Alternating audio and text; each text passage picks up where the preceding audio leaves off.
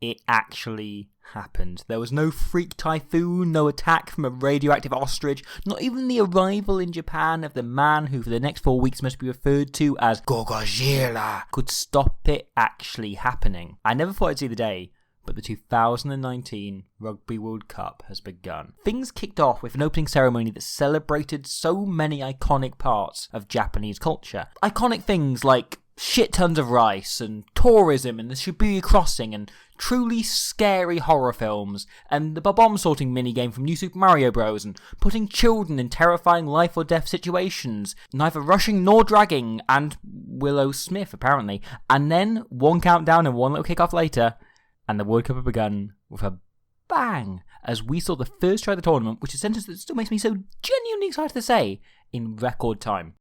Could the bloke who put a cheeky fiver on Kirill Golonitsky to score the first try of the World Cup please stand up? Because good player that Golonitsky is, that guy probably just won enough to pay for the full course of therapy I'm going to need to get over that opening ceremony. After some early pressure, Japan cleared the ball as far as Artemyev, who in response hangs what is, quite honestly, a rather shit kick. Ideally, Artemyev wants to be hanging it about here. This would allow him to contest for the ball himself and to put pressure on Tupu as he'll be unable to call the mark if he catches it cleanly, which for anyone who isn't entirely up on the rugby rules and just dipping into this World Cup is a weird bullshit rule that serves as a reminder that rugby was a game made up by schoolboys, whereby if you catch the ball from a kick cleanly inside your own 22 and shout the name of your favourite member to take that at the same time, you get a free kick on that spot. So as Artemyev returns the ball, Tupu is stood in position to cover for an actually decent kick. However, instead the ball wobbles past the spot where Tupu is expecting and where Artemyev is likely aiming. This forces Tupu to backtrack. Every fullback is told from the time they're Colby inches tall, you always want to be coming forward onto a high ball and to turn your body and bring it into your chest. Tupu,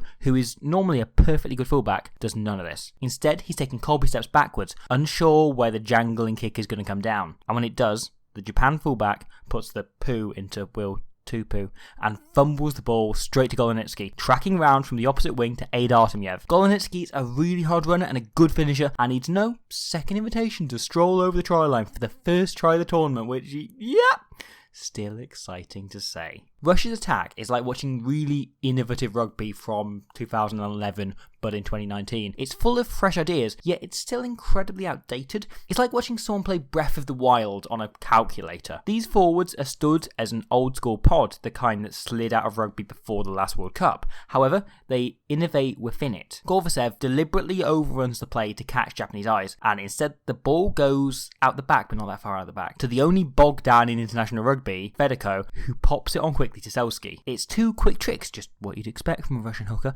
and it almost puts Selski through.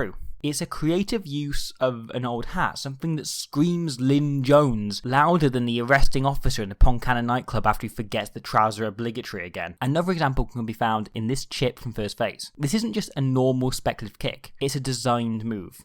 Most sides would place the chip into the space and have likely both centres run onto it, trying to see who can get there first and then communicating beyond that. Russia are only interested, however, in Jeremov chasing. This is clear from the rest of the backline. Everyone is lined up to take a pass from the next guy along, as though they've already regathered the ball. And then crucially, in between the backs is Tai Higazev, their most effective clearer option, meaning if a tackle is made, he can rush in, clear the ball out, and they can generate quick ball and fire it out wider, fast. It took Japan, however, touch longer to get the attack properly going in response, but it was worth it when they did, running in 4 tries and making me very glad I made Kotaro Mashishima the captain of my fantasy team. It would have been great to see Michael Leach or heroic veteran Shota Horie score the opener, but there's something fitting about the fact Japan's first try of the home World Cup came from the man with the word sushi in his surname. Mashishima is a brilliant balance runner and an excellent finisher, which he demonstrated here, as far as I'm concerned. His first try came from a magic offload by Timothy Lafayette. In my preview video on the Japanese team,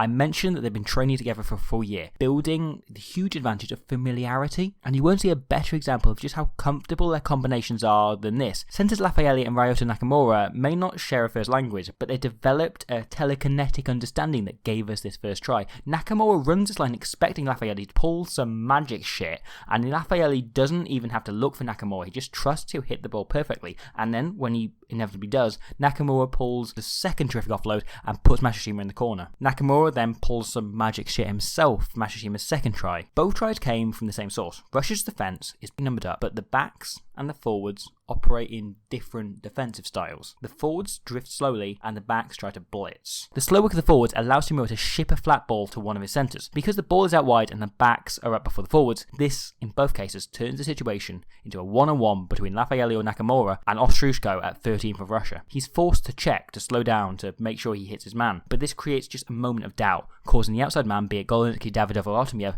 to take a step in, and in that moment, Masashima takes a step out, creating just a few inches, maybe a yard of space, which is more than enough for the sushi boy to squeeze in and over. Compare this to when Russia did manage to get some proper line speed from their forwards, and as Horia here attempts to ship the ball out to make the most of an overlap, in comes the missile that is my boy Tahir Gajev and shuts the whole attack down as the Japanese hooker takes a brutal shot to the chest, which also sounds pretty typical based on the handful of Yakuza movies I've seen. This was far from Gajev's only standout contribution. The man was absolutely bloody incredible. I've been Gajev's one-man hype machine for the last few months, but Christ was he good on the biggest stage. Virtually everything Russia did well originated with him. We're talking turnovers, we're talking carries, we're talking support work, we're talking the kind of shots we've already seen, we've already covered.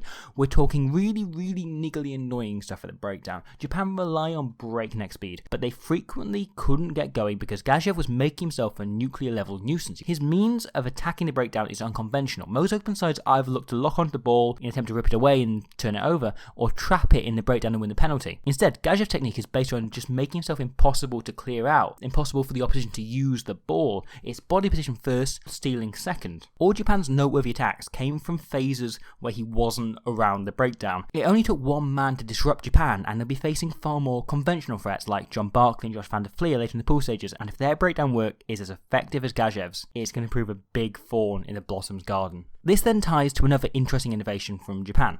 Now, this is something you see kind of semi-regularly, but Japan nudged it in a new direction on Friday night. So, the law states, if the ball carrier releases the egg-shaped thing after tackle, he's allowed to get back up on his feet and pick it up and play it again if a ruck hasn't been formed, if no opposition players come in to join him.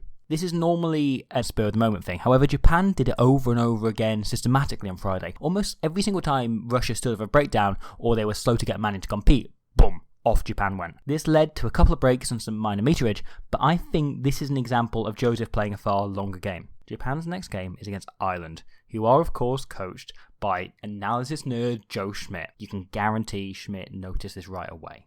And the interesting thing for him and Scotland's Cricket Townsend is that it's incredibly easy to counter. All you need to do is to get someone to the breakdown right away, every breakdown. That means even if competing is a lost cause, Ireland are going to be forced to throw a man into the ruck just to prevent Japan pulling this shit. This rips a man out of Ireland's main defensive line, potentially freeing some space wide. And there may be a part 2 to this. It may be that Joseph's intending to target the kind of challenge in which Ireland would typically place the players who will now be drawn in. The great thing about a World Cup is that nobody has to save anything back. This is the biggest occasion. And multi-match strategies like this aren't conspiracies. They're actually bound to happen across the competition. This is obviously kind of speculation though, but it does set up Japan's clashes in the rest of the tournament quite nicely. The nerves for the opener were obvious. This was a huge occasion, and these players are only human. They've never played under this kind of expectation and scrutiny. Japan were not at their best on Friday, nerves causing some of their patented super tricksy set plays to be just a fraction second off, and obviously we all saw the high ball situation.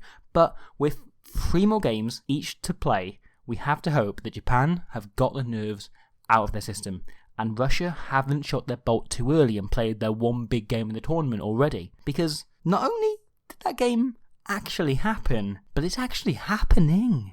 The Rugby World Cup 2019 is here, and that sentence is so exciting.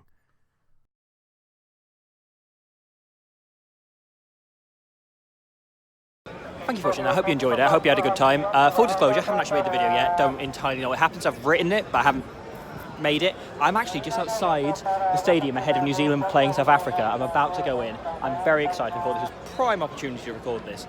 So thank you very much. I hope you enjoyed that. I'd like to find a player app. There's all the details there. I'm too excited to do full spiel. And I hope you're having a great World Cup. I'm going to have more up soon. I'm making lots of notes. I've got lots of stuff going, and I'm going to try and get through as many of the games as possible. I'm going to be going with those in the next few days, so thank you very much. And I'll see you very, very soon, but not as soon as I'm going to see all of this. I'm very excited about to go inside. Bye.